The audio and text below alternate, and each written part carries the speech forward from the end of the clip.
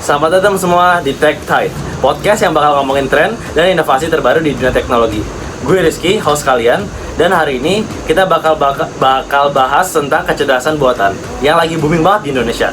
Fokus kita pada hari ini adalah Divine AI, perusahaan keren yang lagi ngegebrakan dunia teknologi dan dampaknya terhadap kita para programmer. Bareng gue di sini ada Yudis, Teman, Anip, dan Anton. Halo guys. AI atau kecerdasan buatan sekarang lagi banyak ubah industri di seluruh dunia, termasuk Indonesia. Dengan populasi lebih dari 270 juta orang dan kelas menengah yang makin banget tech savvy, potensi AI di negara kita itu gede banget. Hari ini kita bakal ngomongin gimana Divine AI bakal memimpin inovasi AI di Indonesia dan apa dampaknya bagi kita para programmer.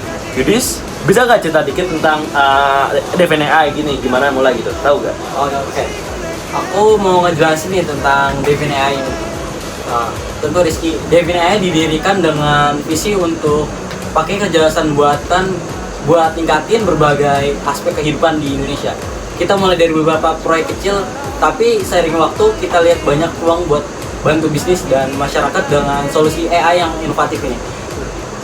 Nah, awalnya kita fokus pada pengembangan chatbot untuk layanan pelanggan karena banyak perusahaan yang butuh solusi cepat dan efektif untuk meningkatkan layanan mereka gitu.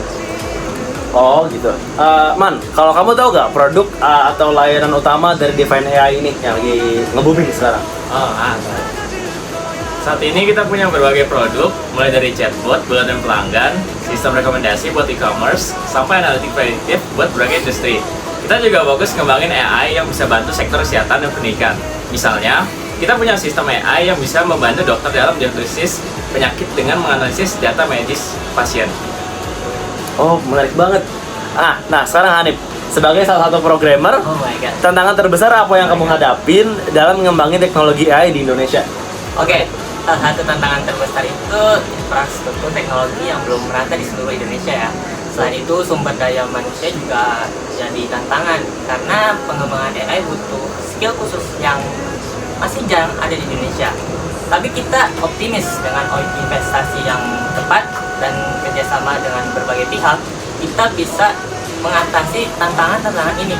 Kita juga harus terus edukasi masyarakat tentang manfaat dan cara kerja AI supaya adopsinya lebih cepat dan luas. Oh, keren banget. Oke, terakhir Anton buat nanya lagi, kan lu juga programmer nih. Yoi. Gimana pandangan lu terhadap masa depan AI di Indonesia? Apalagi Divine AI yang ibaratnya kayak AI itu membuat program sendiri. Apakah ada potensi besar atau gimana?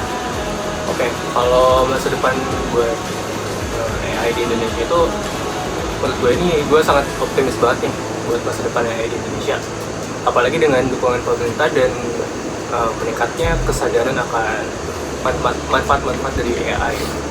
Terus gue juga percaya kalau kita bakal lihat banyak inovasi baru yang muncul di Indonesia.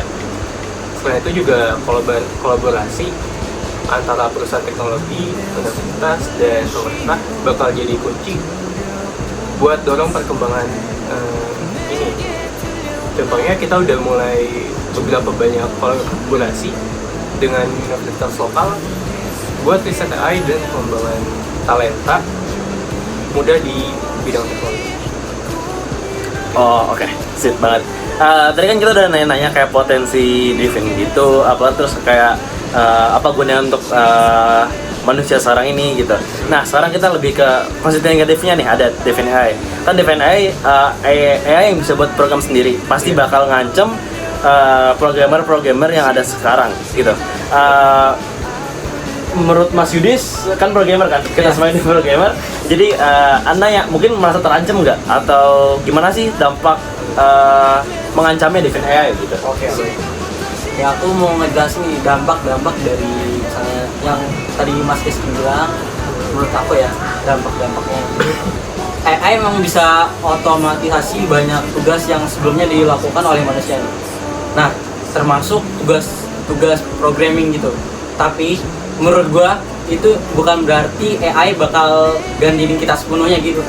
Kayak sebaliknya, kita harus lihat ini sebagai chance atau peluang buat upgrade skill kita agar kita lebih berkembang lagi, bisa improve lagi, dan fokus pada aspek kreatif dan kompleks dari pemrograman yang nggak bisa digantiin gitu. AI misalnya, AI bisa bantu kita nulis kode, tapi desain arsitektur sistem dan pemecahan masalah tetap butuh kreativitas dan pemikiran kritis dari manusia itu sendiri. Jadi AI itu bisa menggantiin tapi bukan semua bidang. Jadi maksudnya kalau kita bisa gantiin kalau kita nggak cukup skillnya gitu. Ya, Tapi betul. kalau kita punya skill yang lebih atau cukup atau ngerti gimana cara menggunakan AI, dia menjadi sebuah tool atau alat yang Iya, bagus banget. Oh ya, yes. buat bantu kita aja sih. Oh ya, setuju. Gimana kita mengelolanya aja. Oh ya, sip. Kalau menurut Mas Leman gimana? Kurang lebih saya setuju dengan pendapat Mas Yudis. AI bisa bantu kita jadi lebih efisien dengan ngurusin tugas-tugas repetitif dan menyenangkan. Jadi kita bisa fokus pada pengembangan fitur baru, troubleshooting, dan inovasi yang lebih kreatif. Lagi pula, AI juga butuh manusia buat dikembangin dan di-maintain. Selain itu, kita juga jadi bisa belajar dari AI dan machine learning untuk mengembangkan sekitar jadi lebih jauh. Oh, sama berarti sama Mas Yudis ya. Jadi Iya, kayak sama. oh ya udah, yang penting kita lebih memanfaatkan AI buat nge-push diri kita sendiri lagi. Ya, daripada menganggapnya sebagai ancaman. Kalau defend AI maksudnya itu bisa nggak ada ancaman, salah satu lagi bisa ngambil pekerjaan kita kan. Kalau Mas Hanif, menurut Mas Hanif gimana? Ada masa terancam nggak sama defend AI kalau bisa ngambil pekerjaan Mas Hanif? Kayak perusahaan gede ada programmer nih, tapi ada AI. Udah mending milih AI aja, nggak ngasih gaji gitu kan. Itu Buat Mas Hanif gimana? pertanyaan yang sering ditanyain kan ya. Oke, menurut aku enggak juga sih ya. Kalau aku lebih melihat ini sebagai tantangan buat terus belajar dan berkembang gitu. Kita harus siap adaptasi dengan teknologi baru dan terus tingkatin skill kita. Selain itu ada banyak aspek dari pengembangan software yang masih butuh intuisi dan kreativitas manusia. AI mungkin bisa bantu kita dengan debugging mungkin, tapi pemikiran out of the box gitu itu buat inovatif masih peran kita sebagai programmer itu masih cukup mendominasi. Oh, sip. Jadi kurang lebih mirip lah. Ya, Kalau ya, untuk ya. Mas Anton terakhir sendiri gimana? Oke, kalau tambahan dari gue sih, kita itu harus lebih fokus ya sama antara kolaborasi manusia sama juga dengan AI. Misalnya nih, AI bisa bantu kita dengan analisa data yang lebih cepat dan akurat. Tapi kalau untuk interpretasi dan keputusan akhir itu tetap di tangan kita sebagai programmer. Jadi ya kalau menurut gue sih masa depan programmer itu tetap cerah ya, asal kita bisa beradaptasi gitu. Nah kita juga jadi misalnya bisa lebih produktif gitu dan efektif dengan bantuan dari AI. Oke. Nah, selain ancaman kita harus juga bahas peluang nih. Mas Yudis, misalnya Mas Yudis bisa ngelihat sekarang ngeliat AI banyak banget yang berkembang. Iya. Menurut Mas Yudis adakah kayak peluang kayak antara peluang bisnis, peluang belajar, atau peluang mengembangkan diri sendiri lagi, terutama yang skill yang tadi saya bilang?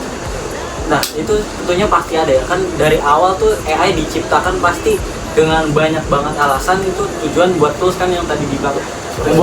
Membuat manusia kayak hidupnya nggak ribet lah, Iya, lebih iya, gampang lah. kayak shortcut lah Iya, shortcut hidup. Nah, banyak banget kita bisa belajar tentang machine learning, data science, dan pengembangan AI itu sendiri. Selain itu ada peluang buat bikin produk dan layanan baru yang pakai AI sebagai inti teknologinya. Jadi core-nya tuh di AI.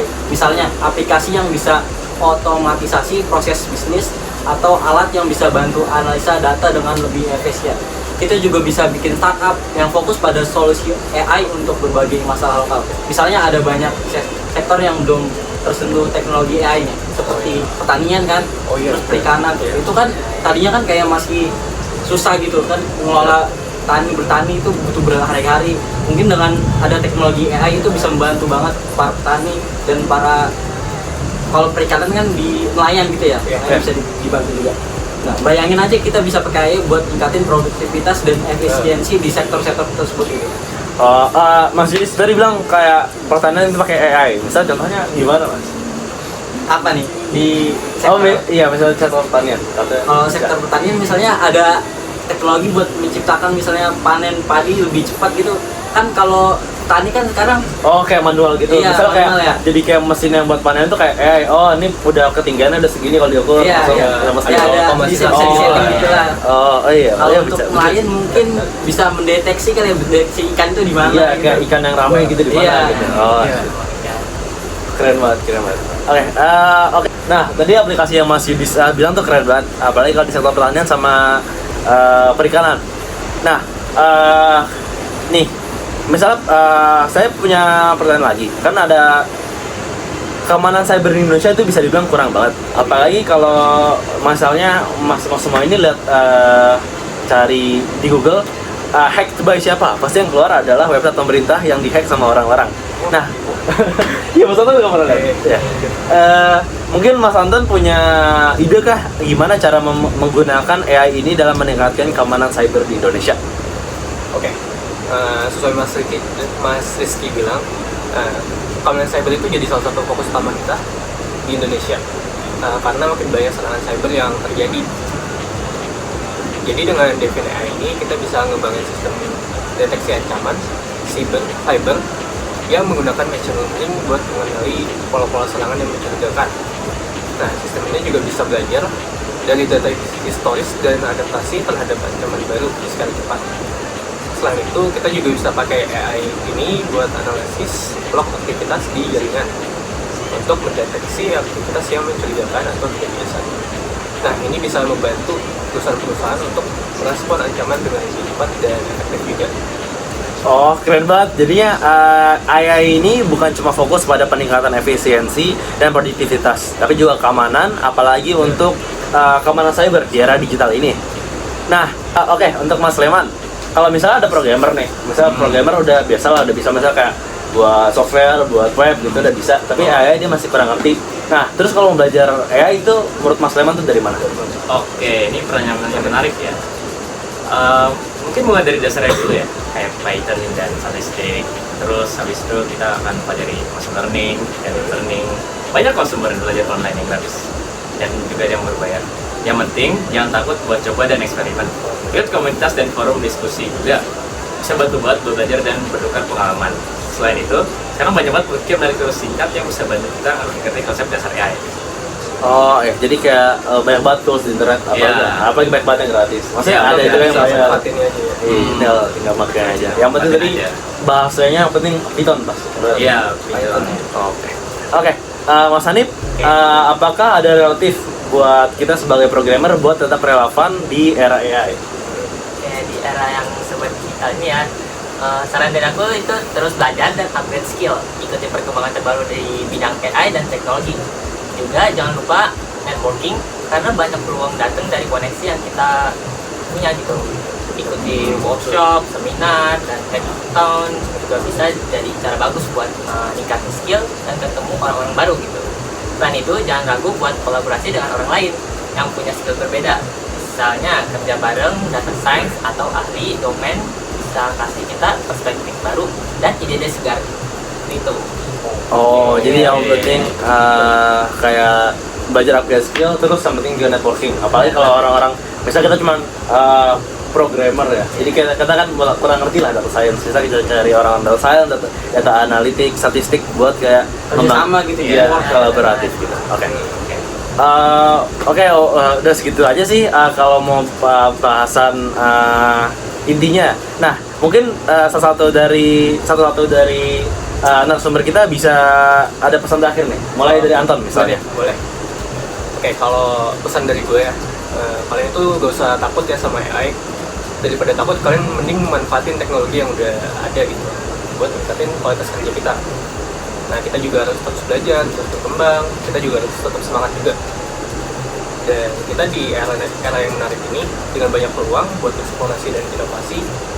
Jangan lupa buat tetap kreatif dan berpikir out of the box, karena itu yang bikin kita beda dari mesin atau AI. Oke, Mas Anton, makasih banget. Kalau Mas Leman, apakah ada pesan terakhir? Mungkin pesan terakhir saya mirip seperti Mas Anton. Ya terus belajar dan terus berinovasi. Jangan takut akan AI yang akan ganti pekerjaan kita, karena AI itu hanya tools. Dan pada akhirnya ya kan ada di dalam kita.